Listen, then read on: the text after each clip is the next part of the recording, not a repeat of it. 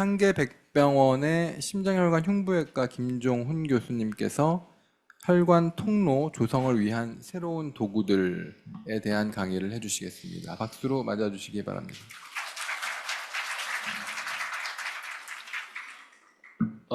방금 소개받은 인제대 상계백병원 심장혈관 흉부외과 김종훈입니다. 제가 맡은 주제는 혈관 통로 조성을 위한 새로운 도구들이라는 주제를 저한테 이제 요청해 주셨는데요. 이걸 받을 때 이제 든 생각이, 이 새로운 도구들 하면 이 새로운 게 뭔가, 그리고 다음 어떤 도구를 얘기하는가 고민을 했다가, 크게 일단 새로운 부분은 이제 국내에 있어서 좀 새로운 부분, 이 부분과, 그리고 이제 도구들은 여러 가지가 있겠지만 AV 그라프트에 사용하는 인조혈관이라는 부분에 있어서 새로운 도구, 그리고 이제 AVF 포메이션에 있어서 이제 새로운 방식이나 접근 방법을 사용할 수 있는 제품, 이렇게 나누어서 준비를 했습니다. 기본적으로 이런 대부분의 주제, 그러니까 새롭다라는 주제들은 굉장히 유용할 수도 있지만 앞으로 사용도 안 할 수 있는 부분이기 때문에 그냥 간단하게 그냥 보고 넘어가는 식으로 들으셨으면 좋겠습니다. 그래서 일단 AV 그라프트 생성에 사용되는 인조혈관에 대한 부분인데요. 기본적으로 인조혈관에 사용되는 주요 재료는 PTFE랑 그리고 폴리에스터, 저희가 다크론이라고 하는 부분이 있습니다. 그래서 PTFE는 주로 AV 그라프트 쪽에 많이 사용하는 작은 인조혈관에 쓰고 있고요. 이제 수술하다 보면 약간 비닐 봉지를 여러 겹 겹쳐놓은 느낌으로 이제 바늘 뜨는 느낌이 있고요. 이제 폴리에스터 다크론은 이제 대동맥이나 이런 엄청 큰 혈관을 수술하는 데 사용되는 인조혈관의 주 재료입니다. 요거는 약간 우리가 입고 있는 옷이나 이런 니트를 뜨는 느낌으로 수술을 하게 됩니다. 그리고 그 이외에 이제 폴리우레탄과 같은 것들이 있고, 코팅으로 이제 헤파린이나 카본 같은 것들을 주로 사용하고 있는, 현재 전 세계적으로 그렇게 사용하고 있습니다. 그래서 이제 국내 인조혈관에 대해서 좀 알아보려고 했는데, 사실 뭐 정리된 데이터가 뭐 논문이나 이런 걸로 있는 건 아니고요.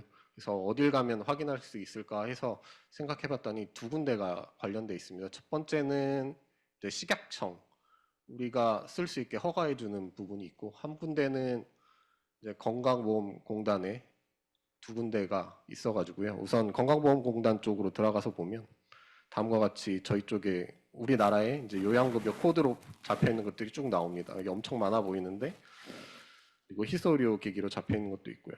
네, 결국 정리해 보면 이제 인조혈관이 얇고 가는 부분, 얇고 월이 얇은 거, 그리고 스트레이트 스탠다드, 그리고 스트레치 타입, 뭐 테이퍼드 타입, 이렇게 돼서 건강보험공단 쪽 이제 빅데이터를 찾아보면 2025년 2월 달에 쓴 게 약 토탈 200건이 좀 넘는데, 그 중에 제일 많이 쓰는 건 이제 스트레이트 스탠다드 타입을 가장 많이 사용하고 있다고 되어 있습니다.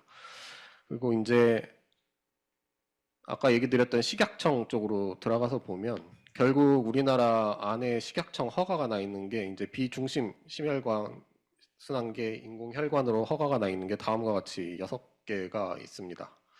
그래서 6개 중에서 이제 플렉신이라고 되어 있는 부분은 요양급여 코드가 지금 안 잡혀 있어서, 쉽게 얘기 드리면 건강보험에서 돈을 안 줍니다. 써도 쓸 수도 없고요. 그래서 근데 이 제품이 이제 뒤에서 나올 얘기인데 제일 최신의, 이 중에선 가장 최신의 제품입니다. 그래서 우리나라에는 아마 이게 허가가 2016년도에 허가가 났는데 거의 10년이 지났는데도 아마 돈에 문제가 있어서 계속 못 쓰는 것 같고요. 앞으로도 쓸 수 있을지는 잘 모르겠습니다.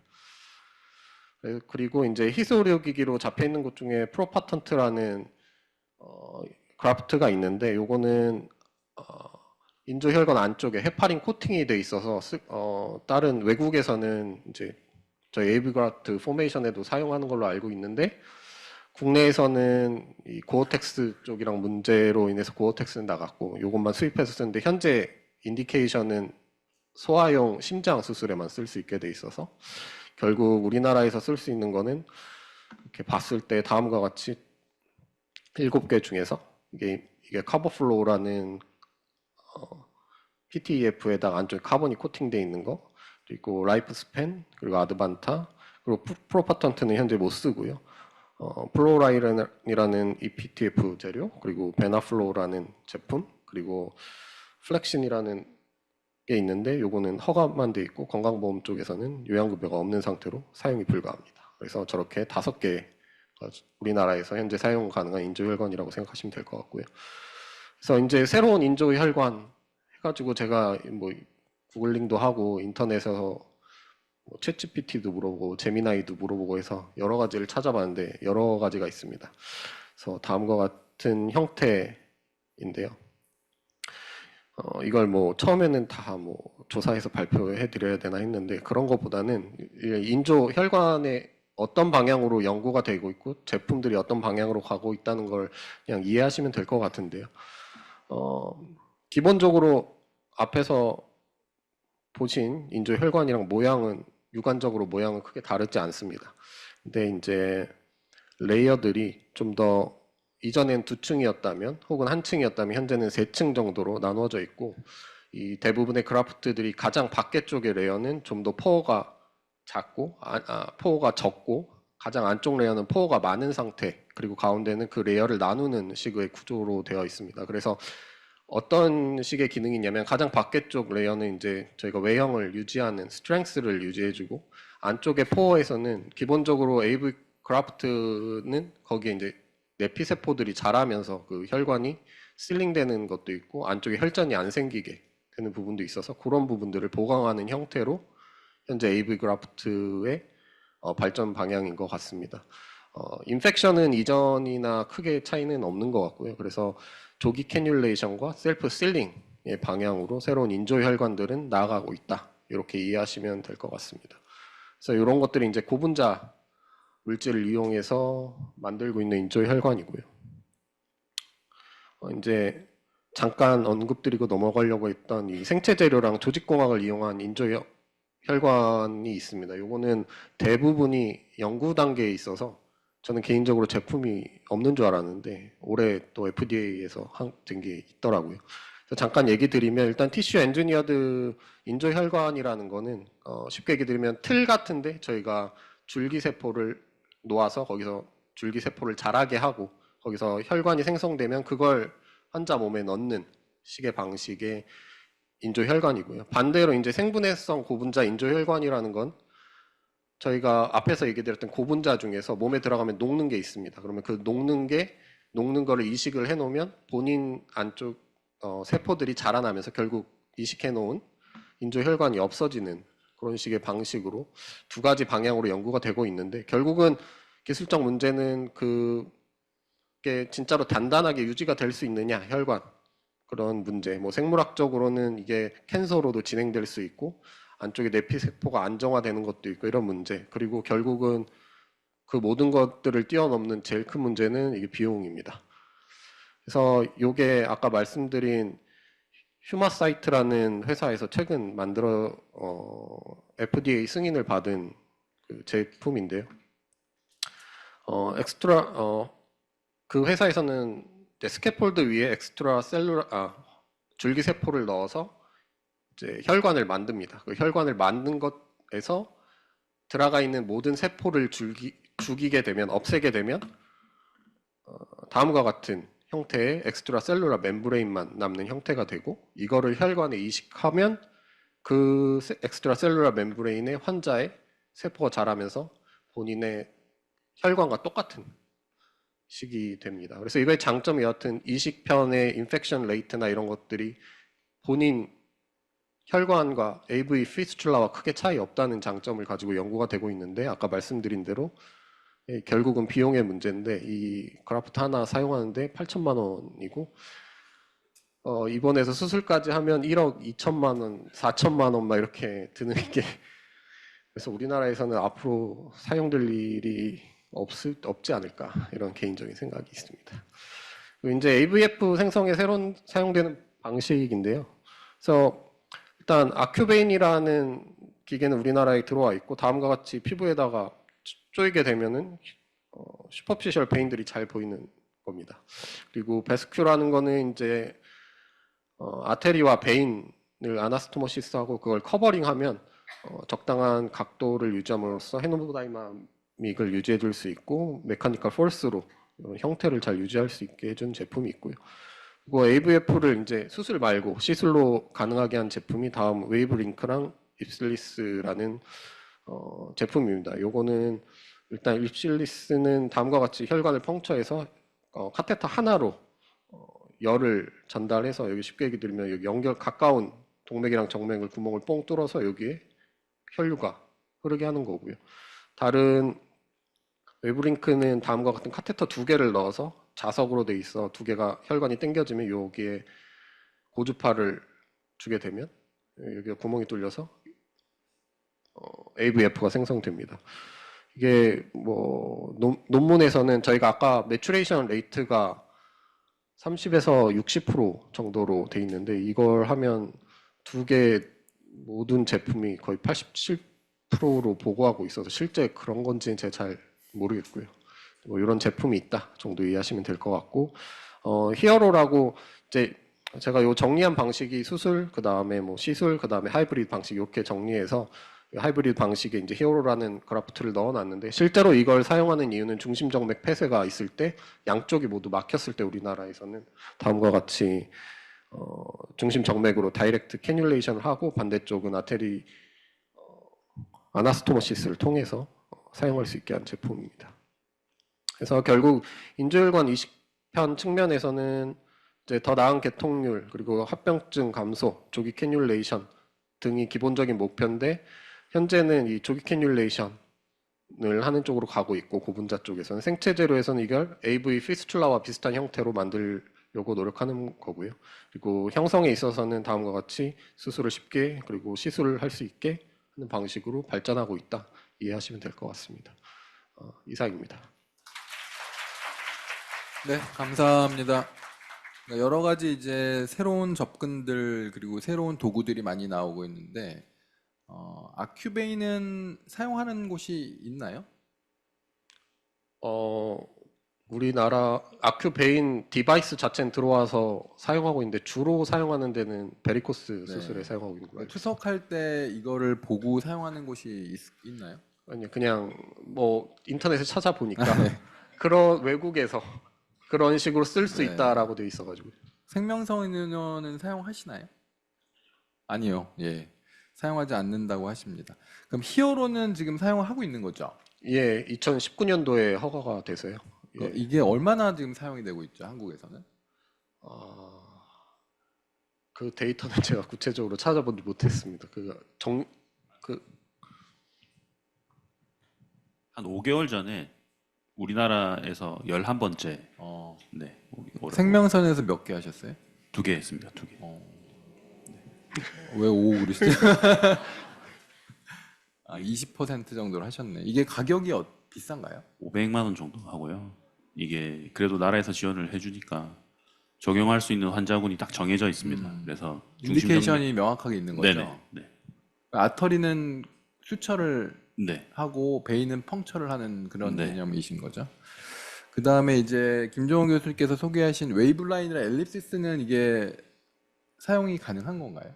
현재 우리나라에서는 사용이 불가능합니다. 왜 불가능하죠? 그것도 아마 비용 문제인 것 같은데 앞에서 봤던 AV 피스툴라 만드는데 크라프트도 만들어 오고 있는 상황인데 저 디바이스 자체가 제가 저거는 찾아보진 않았는데 그 가격 때문에 결국 못 들어오고 있는 것 같고요. 그래서 제가 아까 시작할 때도 말씀드렸다시피 제가 설명드린 이 많은 것들은 결국 비용의 문제로 우리나라에 들어올 가능성이 굉장히 적어 보인다 생각하고 있습니다. 언젠간 들어와야 되지 않나요? 예. 잠깐 말씀드린 저는 강남 성심병원 신장내과 김대웅입니다. 근데 문제는 엘립시스나 그 웨이브는 비용 문제이고요. 우리나라에서 액세스를 OP를 하는데 비용이 몇십만 원이면 되는데 수술로 하면 저거는 인터벤션으로 AVF를 만드는데 몇천만 원 단위거든요. 그럼 우리나라에서는 이 기구를 들어와서 이거를 하면 의료 비용만 많아진다고 생각을 하기 때문에 아마 그런 비용 문제 때문에 우리나라에서 하긴 어렵고 그 대신 외국에서는 수술이 그러니까 수술보다 이게 조금 더 싼 개념이라고 보면 될 것 같습니다. 워낙에 의료 수가 자체가 다른 나라는 다 미국이랑 다르기 때문에요. 그래서 그런 수술보다는 조금 더 저렴하게 해서 나온 건데 우리나라 수술적에는 맞지는 않는 것 같습니다. 그러니까 디바이스는 비싼 거죠. 네, 디바이스가 비싸죠. 네, 우리나라 수술은 가격은 낮고 그 대신 디바이스는 너무 비싸고 서로 상대가 안 되는데 외국 같은 경우는 반대로. 반대이기 때문에 어차피 이제 보험 수가를 잘 해주기 때문에요. 예, 그런 차이가 있는 걸로 알고 있습니다. 그러면 우리나라에서 적절한 ABF 수술비를 얼마로 생각하십니까? 수술하시는 교수님께서 말씀을 해주셔야 될 것 같은데 항상 그런 것 같아요. 우리나라에서 보험 수가를 매기는 데는 그렇게 모든 분단위, 초단위의 인건비를 다 넣어놓고 그 다음에 재료대를 넣어놓고 하는데 문제는 이런 것들을 설정하는 데 있어서 파이는 정해져 있다. 의료 비용 자체는 파이는 정해져 있고 이 파이 정해진 거에서 어느 과에 어느 수술에 이거를 더 넣을 거냐 말 거냐. 여기가 들어가면 나머지는 줄어드는 거고요. 어느 한 수술이 수가가 높아지면 나머지 마이너스 수술은 수가가 낮은 정책이잖아요. 여기는 파이가 커지려면은 건강보험 재정이 늘어나야 되는 거고, 그럼 우리 국민들이 그러니까 내야 되는 이제 의료보험 수가는 더 올라갈 수밖에 없는 건데, 그거는 이제 결국에는 정부와 정치권에서 얘기를 해야 될 것 같습니다. 저번 주말에 이제 투석 혈관학회 KSDA라는 곳에서 이제 투석 어떤 수가에 관련된 이야기가 잠깐 나왔었습니다. 근데 실제로 투석 혈관을 조성하는 수술이라든지 리비전은 정말 아까 크리에이션 하는데 짧게는 23분 이야기를 하지만 리비전 같은 경우에는 정말 3-4시간 이상 걸리는 수술들도 있는데 사실 그런 거에 가격은 50만 원 초중반 정도로 행위수가가 책정이 되어 있고, 그리고 인터벤션을 하면 행위수가에서 혈관 성형술 한 100만 원 정도가 형성이 되어 있는데 이거는 너무 잘못된 건 아니냐. 수술하는 수가가 이제 현실화되어야 된다라고 이야기를 했는데 정부의 의견은 이제 혈관 성형술을 깎아가지고 비슷한 수준으로 만들어줄 거니까 너무 걱정하지 말아라. 이제 이런 스탠스를 이제 어쨌든 보험자와 그리고 이제 의료인 간에서는 좀 그 생각의 간극이 좀 있는 것 같습니다. 그러니까 수술 시간이 너무 짧아가지고 수술비가 좀 수술을 오래 해야 되는 거 아닌가요? 23분 만에 하면은 수가를 네, 이게 이제 네, 허훈 선생님. 수가를 생각할 때는 항상 그 절대적인 수가랑 그리고 우리나라가 제공하는 의료의 질을 이제 전 세계로 확장을 했을 때 뭐 일본이든 독일이든 프랑스든 영국이든 어쨌든 우리나라 사람이 생각하는 우리나라의 생활 수준이 비슷한 나라랑 비교를 하는 게 제일 좋을 것 같은데요. 그렇게 비교를 해도 우리나라는 많이 낮은 편에 속하고 일본 같은 경우에는 이제 인조혈관은 250만 원, 그 다음에 ABF 포메이션은 150만 원 이렇게 측정이 돼 있는데 우리나라는 이제 인조혈관은 한 60만 원, 그다음에 자가혈관 한 50만 원 이렇게 측정이 돼 있고, 그러니까 과연 이제 우리나라가 일본보다 5배 못 사느냐, 뭐 그런 식의 접근이 오히려 나을 것 같습니다. 그래서 여기 계신 분들은 다들 이제 의료인들이니까 그 부분을 고려해서 뭔가 수가에 대한 생각을 해주시면 감사하겠습니다. 네, 권인호 교수님.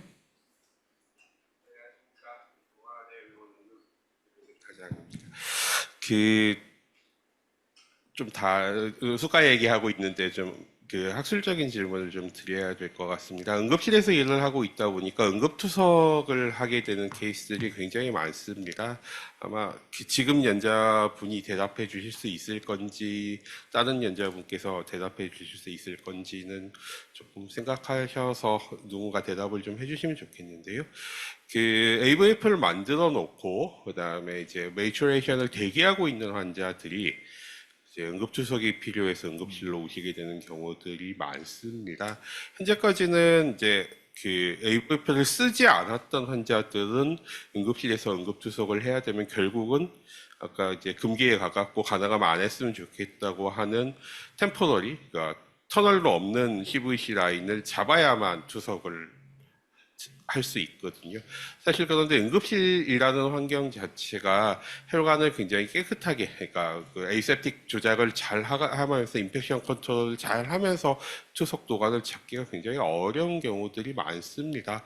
그러다 보니 응급실에서 잡은 투석 도관들은 2주도 못 쓰는 경우들이 굉장히 많거든요. 그래서 이제 매추레이션이 돼서 이 혈관을 쓸 수 있다 없다를 응급실에서 좀 판단하고 수술 기간이 한 달 정도 지난 환자들, 이런 환자들에서 투석 도관을 쓸 수 있는지 여부를 판단할 수 있는 방법이 있을지 누가 좀 알려주시면 감사하겠습니다.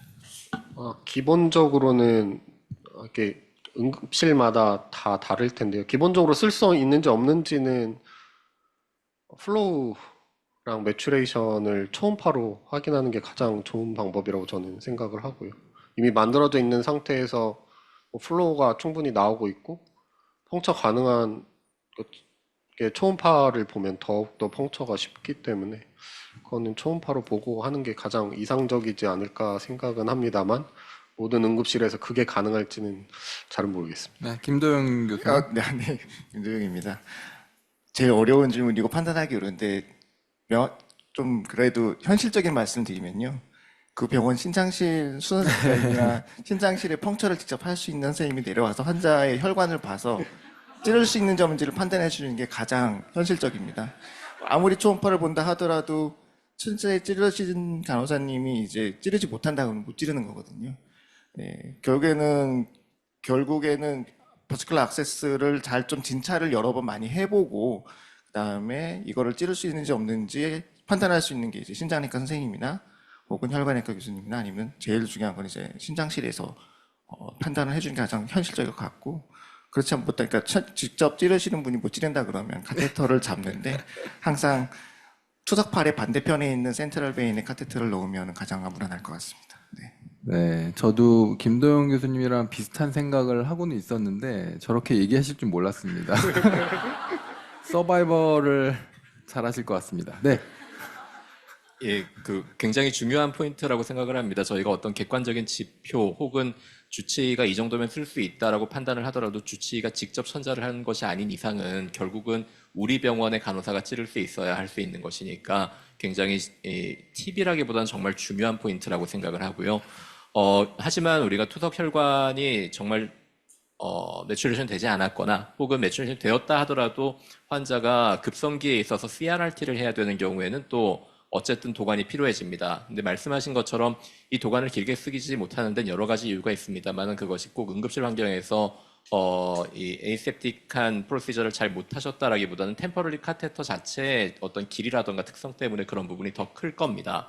저희가 사용하는 애큐트 카테터가 대부분 길이가 15cm 내외의 것들을 많이 사용을 하시는데 저희가 보통 인터널 저글라벤 라이트로 들어간다고 하더라도 15cm 가지고는 충분한 깊이에 도달을 하지 못하는 경우가 거의 대부분입니다. 그러다 보니까 카테터 팁이 SVC에 위치를 하게 되고 이것이 투석을 유지하는 과정에서 그 플로우 때문에 혈관 벽으로 붙게 되면서 AP가 딸리고 하는 문제들이 당연히 생깁니다. 때문에 우리가 응급실에서 혹은 중환자실에 들어갈 때 사용하는 급성기의 카테터는 그야말로 급성기를 잠깐 넘기기 위한 정도의 개념으로 이해를 하고 가능한 한 조기에 우리가 터널드 카테터로 충분한 깊이에 다시 교체를 해주시는 편이 환자에게 좀 더 안전하게 투석을 유지할 수 있는 방법이라고 생각이 됩니다. 네, 감사합니다. 김종원 교수님 내려오시고요.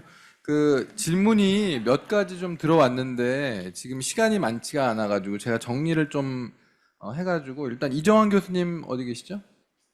이정환 교수님 잠깐 앞으로 나오시고요. 질문이 좀 몇 개 들어왔습니다. 아까 우리나라 신대체요법에서 혈액투석이 대부분인 이유가 있을까요? 그러니까 복막투석이 굉장히 낮다 이런 사회적 이슈들이 좀 있잖아요. 그거 간단히 말씀해 주시고요. 두 번째는 콩팥 안에 돌이 있을 경우 질문이 되게 새롭습니다. 5mm 이상 없애는 것이 나을지 놔둬도 될지 이게 사구차 여과혈에 미치는 영향이 있는지 궁금하다고 하십니다. 마지막 질문부터 벌써 말씀드리겠습니다. 콩팥 안에 이제 돌이 있다고 할 적에 그 돌이 있는 위치라든지 그 성상이 상당히 중요할 것 같습니다. 이제 흔히 말하는 레날 펠비스에서 그 흔히 말하는 유린이 내려가는 길에 있고 나중에 이제 요관 그 레날 펠비스를 막아서 수신증 같은 것을 일으킬 위험이 높은 그런 레날 스톤 같은 경우에는 필요하다면 이제 조기에 우리 비뇨기과 교수님 선생님들이랑 상의를 하셔가지고 제거를 하는 게 좋지 않겠냐라고 저는 이제 생각하고 있고요. 일부 레날 스톤이 이제 흔히 말하는 레날 실질 자체에 이렇게 칼시피케이션처럼 박혀 있는 경우들이 있는데 이제 그런 경우는 통상적으로 이제 상의를 해봐도 보통 이 경과를 지켜보면서 뭐 주기적으로 수년에 한 번씩 모양을 보는 경우가 많아서 어떤 그 레날 스톤의 어떤 네이처, 그 다음에 어떤 원인, 그 다음에 어떤 위치에 따라 가지고 장기적인 어떤 경과를 미리 예측해서 결정하는 것이 중요할 것 같다고 저는 생각을 하고 있습니다. 그러니까 콩팥 안에 있는 경우는 그냥 관찰하자. 네, 콩팥 실질에 그냥 딱 박혀 있는 네. 돌 같은 경우에는 지켜보는 경우들이 많이 네네. 있는 것 같습니다. 그리고 두 번째, 첫 번째 예. 질문, 우리나라 왜 이렇게 그러면 혈액 투석이 많으냐? 이제 저희 우리나라의 이제 어떤 사회 경제적인 특성이 반영된 상황이고 복합적인 요인들이 작용하는 것 같습니다.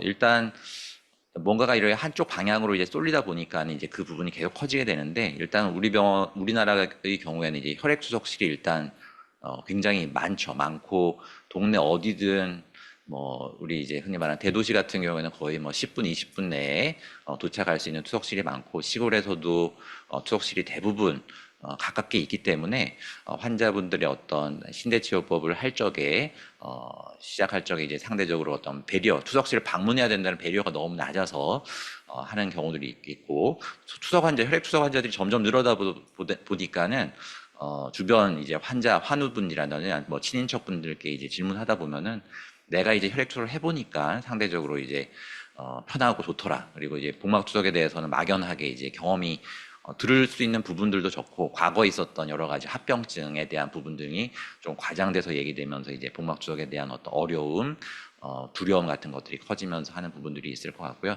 또 의료진 입장에서도 사실은 저 같은 경우에도 혈액 투석 환자를 보게 되는 경우에는 사실 상당히 외래 진료도 상대적으로 시간도 적게 들리고 덜 힘든 반면에 복막 투석 환자는 이제 한 달에 한 번 오시는 환자들을 전체적으로 관리를 하고 챙겨줘야 될 부분들이 많고 혼자서 이제 하기 어려운 부분들 이제 복막 투석실 간호사님들이 챙겨줄 수 있는 부분들이 있으면 좋겠지만 병원에 따라서는 그런 부분이 어려운 경우에는 의료진 자체들도 환자분들께 복막 투석 번거로운데 굳이 설명드리지 않고 그냥 의료기관 아니면 개인적인 입장에서 그냥 혈액 투석 쪽으로 유도하는 경우들도 많게 돼서 사실 이제 그런 부분들이 균형적으로 발전할 수 있도록 사회적인 이제 아까 뭐 수가 말씀드린 수가라든지 병원 안에서의 어떤 시스템, 복막 투석 간호사라든지 교육 프로그램 그리고 저희가 이제 아까도 제가 짧게 쉐어 디시전 공유 의사 결정을 말씀드렸는데 환자분들도 객관적으로 그런 장단점과 본인의 상황에 맞춰서 신대치료법 투석 결정할 수 있도록